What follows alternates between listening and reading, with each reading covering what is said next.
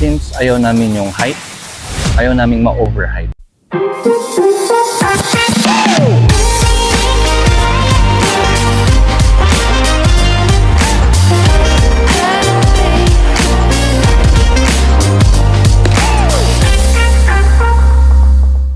I'm Briggs. I'm the owner of Mochi Baguio, located here in Aurora Hill, North Central.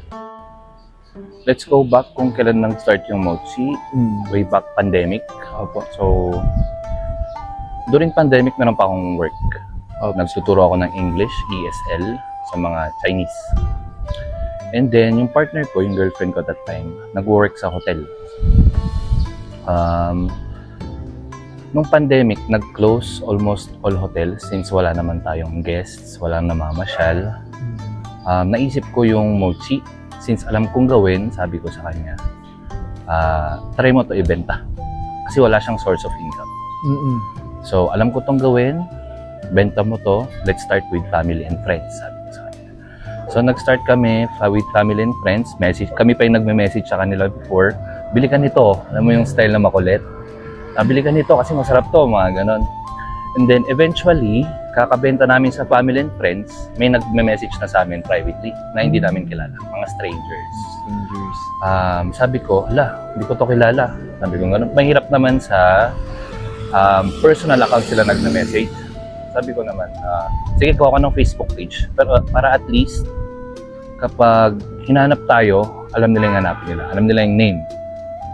So, gumawa ko ng Facebook page noong around October ng 2020. And then, ayun na, sunod-sunod na. Marami na nagla-like ng Facebook page. Gumawa kami ng Instagram. Marami na rin nakakakilala. And then, nagsumali kami sa mga pop-up. Ayun, eventually, pakunti-kunti na nare-recognize yung brand na Mochi. Nung nag-start kami, siguro number one problem is yung online present lang kami. So, wala kaming physical store. So, when it comes na may gustong bumili on the spot, hindi namin ma-provide since kailangan pre-order muna. So, for us, sayang yun kasi ayaw na nilang bumili. So, that's one problem. Number two is, siyempre nag-start kami, wala kaming equipments. Everything ginagawa lang sa kusina ng bahay. So, dahan-dahan hanggang maka-invest sa mga... Yes, correct. Konti-konti. Opo. Konti-konti kaming bumibili. Gustong-gusto nila, napansin ko is it's something new. Lalo na sa mga new customers. It's something you don't see everywhere. Parang dito mo lang makikita. You can see variation siguro sa ibang lugar. Pero when it comes to our product, parang ano siya branch out ng typical Mochi. Kasi pag in Japan, pag makikita mo Mochi is usually laman is yung mga bean paste. So ang ginawa ko dito is cream, which nasa isip ko that time is yung magugustuhan ng mga magiging customers ko, which is us, mga Pinoy. So we like sweet, we like creamy, ganon. Kasi when it comes to Japanese Mochi talaga, ang laman niya talaga originally is paste. Or yung Mochi lang itself, yun lang kakakainin mo. So I think, naisip ko doon hindi nila magiging favorite yun. So kailangan mag-isip tayo ng mas masarap. And yung ginagawa ko naman to is, nung for personal pa lang na gusto kong kumain, yung ginagawa ko, yung magugustuhan ko. Yung coffee beans namin is, minimix namin ng ibang beans. We have 4 beans. Nag-seminars ako ng mga beans before. So in-apply ko lang nung ginawa ko tong Mochi. Hindi ko naman nag-guess na magdadagdag din ako ng coffee. And it pairs well with Mochi. Gumawa ng Mochi, may background kasi ako sa food. I'm a graduate of HRM. So during my college days, most of the time, mga school activities ko, sumasali ako sa competitions ng mga cooking. So doon ako na-expose sa culinary.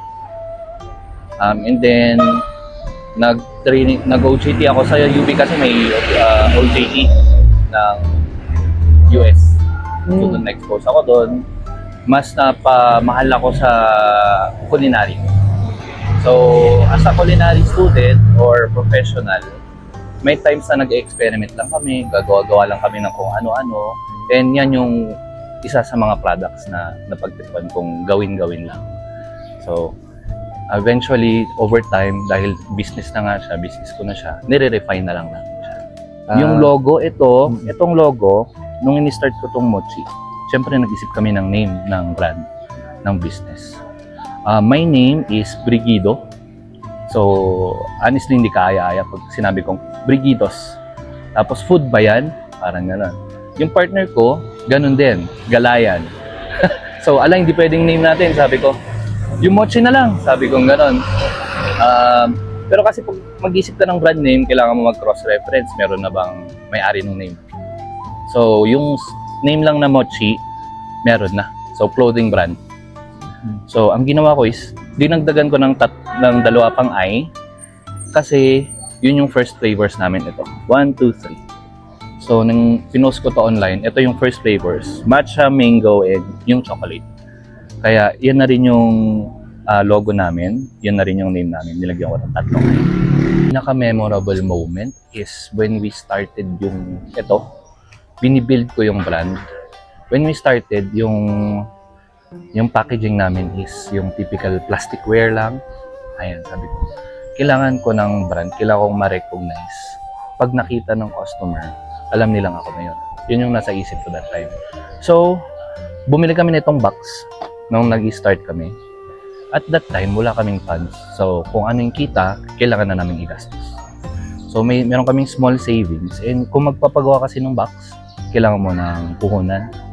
Kasi hindi siya mura. So, yung ipon namin, sabi ko, bili natin ng box. Sabi ko, gano'n. Kahit walang maiiwan sa atin, sabi ko sa partner. Eh, paano kung walang bumili? Wala silang pakialam kahit bumili ka ng box. Sabi ko, gano'n. At that time, sa isip namin, it was a risk.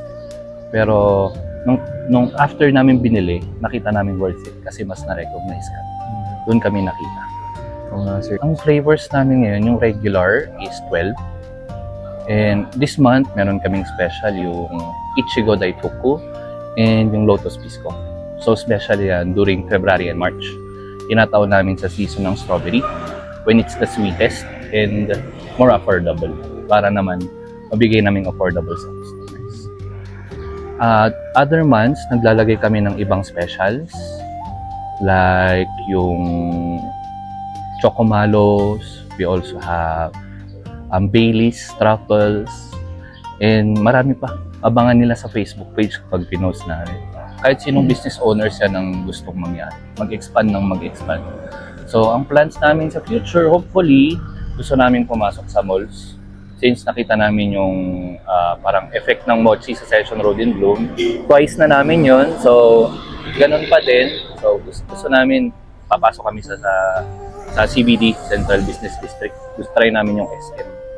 And hopefully sa far future branches na sa Philippines. Ganun. Vloggers, for me, ang point of view ko sa vloggers, honestly, dito sa amin is meron kaming sinusunod na hindi kami nakipartner sa vloggers talaga. Since ayaw namin yung hype, ayaw namin ma-overhype. Okay? Mas gusto namin yung gusto namin yung alam ng customers na itong masarap na mochi sa Baguio. Kahit hindi nila ipakita sa social media. Yun ang parang iniisip namin. Ayaw namin ma-overhype sa customers. Kasi pag na-overhype, influx ng tao, not everyone likes it. Kasi pag sinabi ng vlogger, sobrang sarap. Tapos yung mga nanonood ng customers, hindi pala nila gusto ang mochi.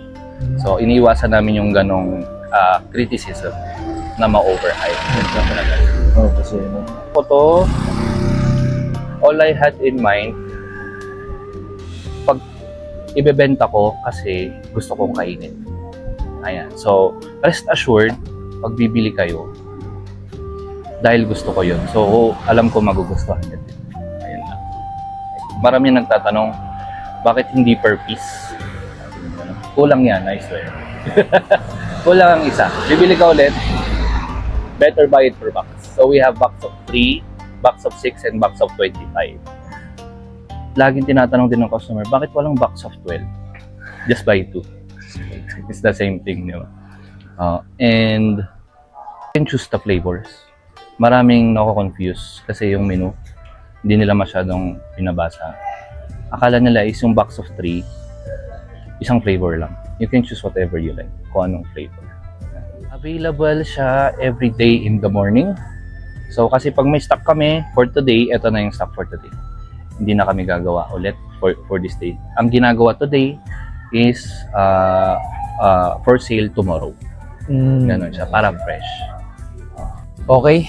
Wala na tayong ibang sasabihin, sir. Or may gusto kayong ihabol Wala na na. I'm good. Maraming salamat, sir. Okay.